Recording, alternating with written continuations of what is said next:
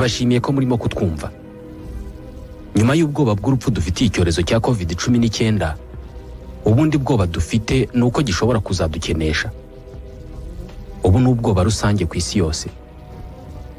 Abantu benshi ku isi amafaranga bari bafite yaragabanutse cyane kubera ko ibyayinjizaga byahungabanijwe na COVID-19.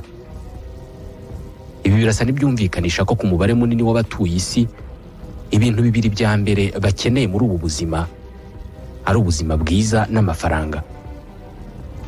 Uyu munsi buri gihugu kigira ubwoko bwacyo bw'amafaranga abagituye bakoresha mu kugura no kugurisha ibicuruzwa na serivisi. Gusa ibihugu byinshi bishobora kwishyira hamwe bigakora ifaranga rimwe rizajya rikoreshwa n'abaturage bo muri ibyo bihugu, rikaba ryemewe muri ibyo bihugu byose. Uku guhuza ifaranga babyita currency union cyangwa se monetary union. Uyu munsi ifaranga rimwe ryakozwe rigakoreshwa n'ibihugu byinshi kugeza ubu ngubu bikaba byaratanze umusaruro munini ni euro, rihuriweho na byinshi mu bihugu by'Uburayi. Hari abantu benshi bazanye igitekerezo cyo gukora ifaranga rimwe rishobora gukoreshwa ku isi yose, ku buryo wajya uritanga mu gihugu icyo ari cyo cyose ukagura icyo ushaka cyangwa ukagurisha icyo ushaka. Ariko hari abahanga mu by'ubukungu bavuga ko bitapfa koroha ko ibi bishoboka. Usibye ko binasa n'ibyashobotse kubera ko uburyo dusigaye tubika amafaranga yacu uyahindura mu mafaranga ayo ari yo yose ku isi. Ikarita y'ikoranabuhanga ubikaho amafaranga yawe y'amanyarwanda ushobora kuyijyana i Burayi ukayinjiza muri cya cyuma kibika amafaranga ikaguha ya mafaranga yawe mu mayero cyangwa se amadolari. Kubera ikoranabuhanga uburyo twakoreshaga amafaranga bwamaze guhinduka. Ndabasuhuje, nitwa Ismael Mwanafunzi. Bitewe n'uburyo amafaranga akoreshwa uyu munsi, reka tuyavugeho. Guhera ku nkomoko yayo, uko yagiye atera imbere ndetse n'imikoresherezwe yayo. Bavuga ko ku isi yose amafaranga afite impumuro imwe. Tubahaye ikaze. Wifuza ubwatsi bw'amatungo buhingwa mu minsi 7 gusa maze amatungo yawe agashisha ureba? Hydroponic fodder ni igisubizo. Uruyimbikageyo Cooperative niho wasanga ibyo byose. Dukorera Igicumbi kandi waduhamagara kuri 0788545184 ndetse ukanadusura kuri www.ukc.rwa. Umwaka w'1519 ubwo Abanya-Espagne n'Abanya-Portugal bigaruriraga ubwami bwo muri Amerika y'Amajyepfo, Mexique yafashwe n'umutware witwaga Hernán Cortés, wari uyoboye itsinda rigari ry'abarwanyi n'abavumbuzi b'Abanya-Espagne bose bigaruriye Mexique. Iki gihe abaturage bari batuye muri Mexique bitwaga ba Aztec. Kugeza iki gihe ubu bwari ubutaka butari buzwi cyane mu Burayi n'ahandi ku isi. Mu gihe aba barwanyi b'Abanya-Espagne babaga ahangaha muri Mexique, aba Aztec aribo bakavukire baho baje kubona ko abo banyamahanga bari bashishikajwe cyane n'ibuye ry'umuhondo ryabagaho ngaho ku bwinshi, ari ryo zahabu. Aba Banya-Espagne ntabwo basibaga kuvuga iri buye. Mu kanwa kabo ntihasibaga kumvikanamo zahabu buri gihe, ndetse ntibahagarikaga kurihiga. Ntabwo ari ukuvuga ko aba Aztec batari bazi zahabu. Bari bayizi, ariko bayizi nk'ibuye ryiza ryoroshye kuricuramo imitako n'ibindi bibumbano. Iyo umu Aztec yashakaga kugira icyo agura, yafataga imbuto za kakao cyangwa se igitambaro cyiza cyo kudodamo umwambaro, akaba ari cyo ajyana ku isoko akareba ugikeneye ufite ibyo nawe akeneye, maze bakagurana. Aba Aztec ntabwo bigeze bumva impamvu aba banyamahanga bari barateye igihugu cyabo bakundaga zahabu ku rwego bayikagaho. Ntabwo bumvaga ikihishe muri iryo buye udashobora kurya, ibuye udashobora kunywa, ukaba utanarikoramo umwambaro cyangwa se ibindi bikoresho, kandi rikaba riteye ku buryo utanarikoramo intwaro. Aba baturage baje kubaza Hernán Cortés impamvu Abanya-Espagne bakunda iryo buye ryitwa zahabu. Cortés yarabasubije ati hari indwara y'umutima turwaye kandi igishobora kuyituvura cyonyine ni zahabu. Birumvikana nk'ibitangaje, ariko mu gice cy'amajyaruguru ya Afurika aho Abanyaburayi baturukaga, urukundo bakundaga zahabu koko rwari rumeze nk'icyorezo. N'abanzi batashoboraga kwegerana bari bahuriye ku nyota n'urukundo bari bafitiye iki cyuma cy'umuhondo kidafite umumaro. Mu myaka 300 mbere y'uko aba Banyaburayi bajya kwigarurira Mexique, abakurambere babo bari bararwanya intambara ikomeye cyane ishingiye ku iyobokamana, aho barwanyaga ubwami bwa Kisilamu muri Iberi no muri Afurika y'Amajyaruguru. Intumwa za Kristo n'intumwa za Allah zari zaricanyemo ababarirwa mu bihumbi, zihindura amatongo imijyi yari iteye imbere, byose mu izina ryo gushaka ikuzo rya Kristo cyangwa irya Allah. Abakristo batsinze henshi muri iyi ntambara, maze intsinzi yabo bayigaragariza mu gusenya imisigiti, aho basenya umusigiti bakahubaka kiliziya. Ariko cyane cyane bayigaragarije mu gucura ibiceri bikoze mu ifeza no muri zahabu bishushanyijeho umusaraba, mu rwego rwo guhikuza Imana yabafashije mu rugamba rwo kurwanya abatizera. Ntabwo ari ibi biceri bakoze gusa, kubera ko bakoze n'ubundi bwoko bw'ibiceri bise miyares.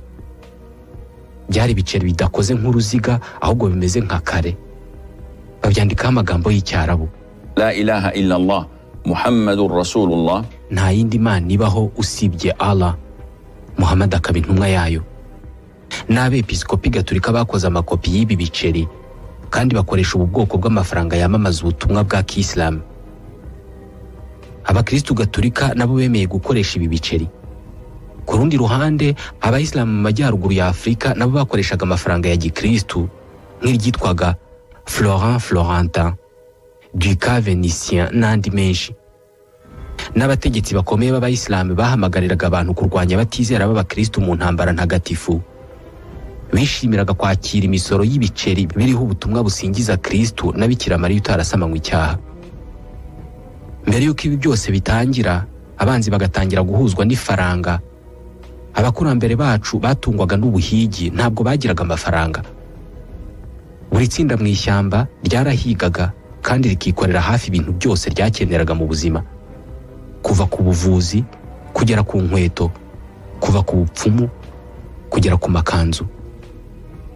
Abantu bagize itsinda rimwe bashoboraga kuba buri wese azi cyane gukora imirimo imwe abandi batazi gukora, bityo bagasangira byose binyuze mu kugwana, haba ibintu cyangwa se serivisi.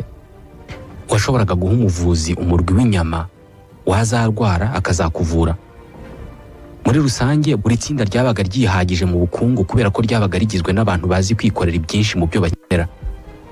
Bike nibyo bakeneraga kujya gusaba mu yandi matsinda badaturanye. Ibi byatangiye guhinduka aho ubuhinzi bwadukiye, ariko nabwo buri cyaro cyabaga cyihagije. Abakigize bakagurana ibyo bafite n'ibyo bakeneye. Umuturage umwe yashoboraga kuba asobanukiwe cyane ibyo gukora inkweto, undi akaba azi kuvura, ku buryo ugendesha ibirenge n'umurwayi buri wese yabaga azi ahari bugane akabona icyo akeneye. Ibi byarashobokaga kubera ko ibyaro byabo byari bito cyane kandi ubukungu bwabo bwari buto cyane. Ntabwo bari batunze byinshi kandi ntabwo bakeneraga byinshi, ku buryo batari bakeneye abadozi b'inkweto bahoraho cyangwa se abaganga bahoraho. Ukuvuka kw'imijyi n'ubwami ndetse no kuvuka kw'ibikorwa remezo n'ubwikorezi nibyo byatumye havuka ubwoko bushya bw'imirimo kandi ihoraho. Imijyi yatangiye guturwa n'abantu benshi, ituma abadozi b'inkweto, abacuzi, abaganga, abubatsi, abapadiri, abasirikare n'abandi babona akazi gahoraho, kubera ko ubwinshi bw'abantu bwatumaga buri gihe haba hari umuntu urwaye cyangwa se wacikishije inkweto cyangwa se ukeneye kudodesha inshyashya. Ibyaro cyangwa imijyi yabagizweho nko gukora divayi nziza, kubumba inkono zirama cyangwa se gukora amavuta aryoshye. Abaturage b'aho hantu bashyiraga ingufu mu gukora ibyo bintu, ku buryo bazajya kubiguranisha ibyo badafite mu bindi byaro cyangwa se mu yindi mijyi. Kubera iki wanywa divayi ibishye wenze mu mizabibu wiyejereje mu ntanzi z'urugo, kandi hari divayi iryoshye yakozwe mu mizabibu yeze ku butaka bwiza bwo mu kindi gihugu? Ariko ubu buryo bw'ubucuruzi nabwo bwaje kuzamo ikibazo. Ubu ni ubucuruzi bukorwa gusa hagati y'abantu baziranye. Iyo abataziranye babaye benshi, mwene ubu bukungu burahananuka. Ikindi, ubu ni ubucuruzi bukorwa ku bintu bike cyane. Kugira ngo ubyumve neza, tekereza ubaye uri umuhinzi w'imyembe, ukeza imyembe myiza minini kandi ifite umutobe mwinshi kandi uryoshye. Ibyo ukaba ubizwiho ku musozi w'iwanyu wose. Umurima wawe uwukoramo cyane kandi kinini ku buryo inkweto zawe zagusaziyeho. Rimwe mu gitondo ukabyuka, ukurira indogobe yawe ukajya mu cyaro kiri mu birometero 20 kubera ko umuturanyi wawe yakubwiye ko aho hantu hari umuntu ubayo ukora bote nziza cyane kandi zikomeye. Ukagerayo ukabonana n'uwo muntu udoda inkweto, mugatangira kumvikana ngo agukorere inkweto. Uwo mudozi w'inkweto ntabwo mu by'ukuri aba azi ingano y'imyembe aguca kugira ngo akudodere inkweto, kubera ko buri munsi akorera abantu bamuzanira ibintu bitandukanye. Hari abamuzanira inkoko, abandi bakamuzanira imifuko y'ibijumba, abandi bakamubwira ko bazamuvura narwara, abandi bakamubwira ko bazamwogosha, kandi ibi byose bamuha biba biri mu bwiza butandukanye. Uyu mudozi w'inkweto igihe aheruka gukorera imyembe yakoze umugore w'inkweto bamuha imifuko 3 y'imyembe, ariko yari imyembe yeze gishanga itaryoshye. Ikindi muri iyo minsi hashobora kuba haradutse indwara yica amatungo ku buryo impu zo gukoramo inkweto zahenze. Mu by'ukuri kumenya ingano y'imyembe ari buguce biragoye. Uku kunanirwa kumvikana ku ngano y'ibyo bari bugurane ni imwe mu mbogamizi yakomereye abantu muri ubu bucuruzi. Iyi nta nubwo ari yo yonyine. Indi mbogamizi ari nayo ikomeye ni uko muri ubu bucuruzi byasabaga ko buri ruhande ruba rukeneye ibyo urundi rutanga. Niba uhinga imyembe ukaba ukeneye inkweto, ushobora gusanga umudozi w'inkweto adakunda imyembe. Ushobora gusanga icyo yikenereye muri iyo minsi ari gatanya n'uwo bashakanye, akaba yishakira serivisi z'umunyamategeko. Icyo gihe bizasaba wa muhinzi w'imyembe kubanza gushaka umunyamategeko ukunda imyembe ayimuhe, maze wa munyamategeko nawe afashe umudozi muri gatanya, umudozi nawe adodera umuhinzi inkweto. Ikibazo nuko ushobora gusanga umunyamategeko nawe adashaka imyembe, ahubwo icyo yishakira ari ukwiyogoshesha. Icyo gihe bisaba umuhinzi w'imyembe gushaka umwogoshi ukunda imyembe, amuha imyembe, umwogoshi yogosha umunyamategeko, umunyamategeko aburanira umudozi w'inkweto abone gatanya, umudozi w'inkweto akorera inkweto umuhinzi w'imyembe. Uku gukenerana kuri uru rwego mu birebana n'ubucuruzi nibyo byitwa isoko. Hamwe na hamwe ku isi hari abategetsi muri iki gihe bagerageje gukemura iki kibazo, bagakusanya ibihingwa byose byejejwe muri ako gace bakabiha ababikeneye. Mu babikeneye buri wese akagira icyo atanga bitewe n'icyo akora. Ibyo bintu byose begeranije ku ngurane ya bya bihingwa bikagenda bihabwa abahinzi, buri wese agafata icyo akeneye. Ahazwi cyane ibi byakozwe ni muri Leta Zunze Ubumwe z'Abasoviyete, ariko ntabwo byatanze umusaruro. Imibereho nk'iyi ngiyi yagombaga gukemurwa no gutangiza ikiguzi gihuriweho gifite ubushobozi bwo kugurwa ibintu byose. Nguku uko habayeho amafaranga. Nta buhanga bwari bukenewe mu gukora amafaranga. Icyabayeho ni impinduramatwara mu myumvire gusa. Icyari gikenewe ni ukurema ubwoko bw'ukuri n'icyizere mu mitwe y'abantu. Amafaranga ntabwo inoti n'ibiceri bikorwa na banki nkuru y'igihugu gusa, ahubwo amafaranga ni ikintu cyose abantu bifashisha mu buryo buhuriweho mu guhagararira agaciro k'ikindi kintu hagamijwe kugurana ibintu na serivisi. Bivuze ko leta iramutse ivuze ko inoti ya 5 isimbuwe n'agatambaro k'umutuku ka mpande 3 kadozwe mu buryo bwihariye, akaba ari leta yonyine yemerewe kudoda ako gatambaro, ubwo ako gatambaro kaba kabaye ifaranga. Amafaranga yoroheje cyane ubuzima kubera ko afasha mu buryo bworoshye kandi bwihuse kugereranya agaciro k'ibintu bibiri bitanafite aho bihuriye hamwe: inkweto, imyembe na gatanya. Nta kintu na kimwe gihuye n'ikindi muri ibi ngibi, ariko amafaranga arabihuza bikanywana. Amafaranga yoroshya kugurana ikintu n'ikindi kandi akoroshya kubika ubutunzi. Habayeho ubwoko butandukanye bw'amafaranga. Yizwi cyane ni igiceri cyanditseho amagambo n'imibare n'ikirango cy'ubutegetsi. Nyamara amafaranga yabayeho mbere cyane y'ubucuzi. Ibi bivuze ko mbere y'amafaranga y'ibiceri akozwe mu byuma, abantu bakoreshaga amafaranga akozwe mu mpu, mu uburo ubu ngubu bw'imbuto, umunyu n'ibindi. Nko muri Afurika ibice bimwe na bimwe byamaze imyaka igera ku 4,000 bikoresha ibimeze nk'amasaro biva ku dusimba two mu mazi nk'ibinyamunjongorerwa bigakoreshwa nk'amafaranga. Ni ibyitwa kori. Uzabibona cyane cyane mu mitako abantu bambara. Mu ntangiriro z'ikinyejana cya 20 muri koloni y'Abongereza ya Uganda, umuntu yari agishobora kwishyura imisoro mu byitwa amakori. Kori murabyibuka.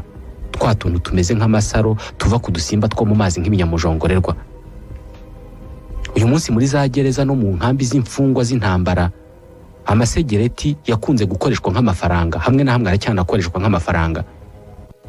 N'imfungwa zitanywa itabi zemera isegereti nk'ubwishyu kandi zikarikoresha mu kubara agaciro k'ibindi bintu.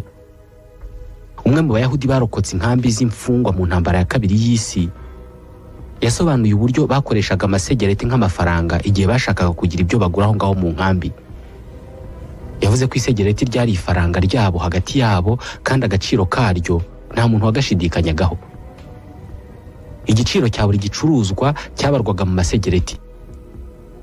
Mu bihe bisanzwe hatari imikwabu cyangwa se nta kindi kintu kidasanzwe cyabaye, igice cy'umugati cyaguraga amasegereti 12.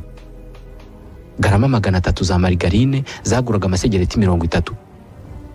Isaha yo kwambara yagurwaga amasegereti ari hagati ya 80 na 200. Litiro y'inzoga yagurwaga amasegereti 400. Mu bice by'icyaro bitandukanye hano mu Rwanda, ku isizeni igihe kawa yeze, hari abantu babaga bafite imashini zitonora ikawa y'ibitumbwe. Bagendagendaga mu byaro bazenguruka muri buri rugo bikoreye iyo mashini, babaza abantu niba nta kawa bashaka gutonoza. Iyi service ntabwo bayitangiraga amafaranga. Abahinzi ba kawa babaga babizi ko iyo gutonoreye umufuko wa kawa umuha nk'ingemere 3 za kawa itonoye, bikagenda bizamuka bitewe n'ingano ya kawa yagutonoreye. Mu by'ukuri n'uyu munsi na ziriya noti n'ibiceri bikorwa na Banki Nkuru y'Igihugu ni umutungo udapfa kuboneka. Kugera mu kwezi kwa gatanu k'umwaka wa 2021 byabarwaga ko amafaranga yose ari ku isi ari miliyari 600 na miliyoni 600. Hejuru ya 90% by'amafaranga yose ari ku isi, ni ukuvuga arenga miliyari 500 na amafaranga atari inoti n'ibiceri. Ni imibare yanditswe muri za mudasobwa z'amabanki no muri telefone zanyu no mu dutabo twanyu twa banki. Amafaranga menshi ku isi ahererekanwa binyuze mu kwandika imibare muri mudasobwa, abantu bakayohererezanya hatabayeho gufata amafaranga y'inoti n'ibiceri ngo ava ahantu hamwe ajya ahandi. Umukoresha wawe ashobora kuguhemba bitabaye ngombwa ko afata imishandiko y'inoti ngo ajyane kuri banki ngo ababwire bayishyire kuri konti yawe. Ashobora gufata telefoni ye akandikamo 200,000 akohereza uwo mubare kuri konti yawe, ubwo ukabubonye amafaranga. Abakora ibikorwa bitewe nk'ubucuruzi bw'ibiyobyabwenge cyangwa se ubujura nibo bonyine bajya kugura inzu bakikorera ibikapu byuzuye inoti n'ibiceri. Ibi bigomba kuba ariyo mpamvu bitemewe kugendana amafaranga menshi y'inoti n'ibiceri. Ubu bukungu bwacu bugezweho ntabwo bwari gushoboka iyo hataza kubaho amafaranga. Muri ubu bukungu bukoresha amafaranga, umudozi w'inkweto akeneye gusa kumenya umubare w'amafaranga buri bwoko bw'inkweto bukorerwa. Ibiciro bimureba ni iby'inkweto gusa. Ntabwo akeneye kumenya igiciro cy'imyembe no kogosha kugira ngo agurishe inkweto ze. Amafaranga yanarinze abahinzi b'imyembe kujya gushaka abadozi b'inkweto bakunda imyembe kugira ngo bashobore kubakorera inkweto, kubera ko buri wese ashaka amafaranga kandi buri gihe. Ibi bishobora kuba ari byo byiza by'amafaranga biruta ibindi byose. Buri muntu arayashaka kandi buri gihe. Impamvu buri muntu ashaka amafaranga kandi buri gihe ni uko buri wese ayashaka kandi buri gihe. Dore iki bisobanuye. Bisobanuye ko amafaranga yawe ushobora kuyagurana icyo wifuza icyo ari cyo cyose kandi bigakunda. Umudozi w'inkweto yakira amafaranga yawe hatitawe ku cyo yifuza cyangwa se akeneye: imyembe, inkoko cyangwa gatanya. Namara kubona amafaranga yawe azabona icyo ashaka cyose, apfa gusohora inoti mu mufuko gusa. Amafaranga igikoresho gifasha abantu guhindura hafi buri kintu muri buri kintu. Umusore wahoze akora akazi k'ubukarani ingufu ashobora guhindura ingufu ze z'umubiri mu ngufu z'umutwe akabikoresha amafaranga. Birahagije gufata amafaranga yakoreye mu kwikorera no guterura imizigo akayishyura ishuri rimuha ingufu z'ubwonko. Ubuzima bushobora guhindukamo ubutabera igihe umuganga afashe amafaranga ahembwa akayishyura umwavoka umuburanira cyangwa se akayatangamo ruswa ku mucamanza. Biranashoboka guhindura igitsina mu gakiza. Uko niko mu kinyejana cya 15 bamwe mu bagore baryamanaga n'abagabo bakabaha amafaranga ayo mafaranga bakoreye mu Buraya bakayagura ibyitwa indulgence muri Kiliziya Gatolika. Kwari uguha umusaserodoti amafaranga kugira ngo babarirwe ibyaha. Amafaranga afasha abantu guhindura ikintu kimwe mu kindi, ariko cyane cyane afasha abantu kubika ubutunzi bwabo. Hari ibintu byinshi by'agaciro bidashobora kubikwa cyangwa se guhunikwa. Ibi ni nk'igihe cyangwa se ubwiza. Hari ibintu ushobora kubika cyangwa se guhunika mu gihe gito. Ni nk'inkeri, inyanya cyangwa imyembe. Hari ibintu ushobora guhunika igihe kirekire, ariko bigakenera umwanya munini n'ibikorwa remezo byinshi. Nk'ibinyampeke bishobora guhunikwa mu myaka myinshi, ariko kugira ngo bihunikwe bisaba kubakirwa ibigega bya rutura kandi bikarindwa imbeba, uruhumbu, imungu, amazi, umuriro n'abajura. Amafaranga yaba ari ay'impapuro, ay'ibiceri, ay'imibare muri za mudasobwa zo muri banki cyangwa se ubundi buryo bwose ateyemo, akemura ibi bibazo. Rimwe na rimwe iyo umuntu ashaka gukoresha ubutunzi bwe, ntabwo biba bihagije gusa kubuhunika cyangwa se kububika. Hari igihe aba akeneye kubukura ahantu hamwe akabujyana ahandi. Hari ubwoko bw'ubutunzi butimukanwa. Tekereza umuturage w'umukire ari kuba mu gihugu kidakoresha amafaranga. Ubutunzi bwe bukaba bugizwe n'inzu, imirima y'uburo n'umuceri. Uyu muturage najya kwimuka, ubu butunzi ntabwo azabwimukana, ahubwo bizamusaba kubugurana amatoni y'umuceri n'ibindi binyampeke. Ibi nabyo kubitwara bizamuvuna kandi bizamuhenda. Iki kibazo amafaranga aragikemura cyane. Uyu muturage ashobora kugurisha ubu butunzi bwe bakamuha umufuko wuzuye amafaranga ashobora kwikorera akayajyana aho ariho hose. Ubu bushobozi bw'amafaranga mu guhindura buri kintu muri buri kintu, mu kubika no guhunika ubutunzi ndetse no mu kwimukana ubutunzi, byagize uruhare rukomeye cyane mu guteza imbere ubucuruzi n'ishoramari ku rwego rutari rwari kubaho mbere. Iyo amafaranga ataza kubaho, ubucuruzi bwari kuba butegetswe gukomeza kuba hagati y'abantu batarenze 10 gusa kandi nabo baziranye. Uyu munsi hamwe n'icyorezo cya COVID-19 aho badusaba guhagarika guhererekanya amafaranga mu ntoki, nibwo bikenewe cyane kumva neza uburyo amafaranga akora. Amafaranga yaba kori cyangwa twa tuntu tumeze nk'amasaro dukurwa ku nyamaswa zo mu mazi, yaba amadolari, agaciro kayo ntabwo gashingiye ku rupapuro akozemo cyangwa se ku binyabutabire bikoze kokiye cyangwa kori. Nta nubwo agaciro k'amafaranga gashingiye ku ibara ryayo cyangwa ku miterere yayo. Mu yandi magambo, amafaranga ntabwo ari ikintu gifatika, ni ikintu kiba mu mitwe y'abantu. Agaciro kayo kaba mu byo abantu bemeranijeho kurusha kuba mu buryo agaragara cyangwa se angana. Uburyo akora ni uguhindura ikintu gifatika kigaragara ukagihindura mu kintu kidafatika kitanagaragara, ahubwo kiri mu bitekerezo by'abantu. Dore impamvu ibi ngibi amafaranga yabigezeho. Ni iyihe mpamvu ituma umuntu yemera gufata umurima we w'umuceri wera neza akawugurana ibipapuro bidafite agaciro cyangwa se agafuko k'ibiceri bacuze byuma bakandikaho imibare? Kubera iki wemera kurara ijoro wicaye ukora, bwacya mu gitondo bakaguha ibipapuro bisize irangi byanditseho imibare, maze ukishima ngo ntabwo wakoreye ubusa? Abantu baba biteguye gukora ibintu nk'ibyo ngibyo iyo bafitiye icyizere imyemerere rusange. Amafaranga ntabwo aba akozwe mu mpapuro no mu byuma, ahubwo aba akozwe mu cyizere. Iyo umuntu agurishije umurima we bakamuha ibandari ry'ibipapuro byanditseho imibare biriho ikirangantego n'umukono wa guverineri wa banki nkuru y'igihugu, uwo muntu agafata ibyo bipapuro akajya mu yindi ntara, aba abizi neza ko nagera muri iyo ntara abandi bantu nabo bakeneye ibyo bipapuro za kwemera kumuha inzu, imirima, umuceri, ubuvuzi n'ibindi byose ashaka. Icyo cyizere bose bahuriyeho rero niyo mafaranga. Amafaranga nicyo cyizere magirirane cya mbere ku isi cyagize umumaro kurusha ikindi cyizere cyose abantu bagiriranye kuva babaho. Ni icyizere cyubakiye ku isano ya politike, imibanire n'ubukungu byose byiteranije. Kubera iki nizera ibipapuro bisize amarangi byanditseho imibare nkabyizera nk'ibifite agaciro? Ni ukubera ko abaturanyi banjye nabo babyizera. Abaturanyi banjye nabo babyizera kubera ko nanjye mbyizera. twese tukabyizera kubera ko ubuyobozi bwacu bubyizera ndetse bukanadutegeka kubuha ibyo bipapuro nk'imisoro. Padiri nawe ibyo bipapuro abyemera nk'amaturo. Twizera amafaranga kubera ko twizera Imana yakira nk'amaturo, tukanizera banki nkuru y'igihugu yabikoze, umuyobozi wayo akabisinyaho.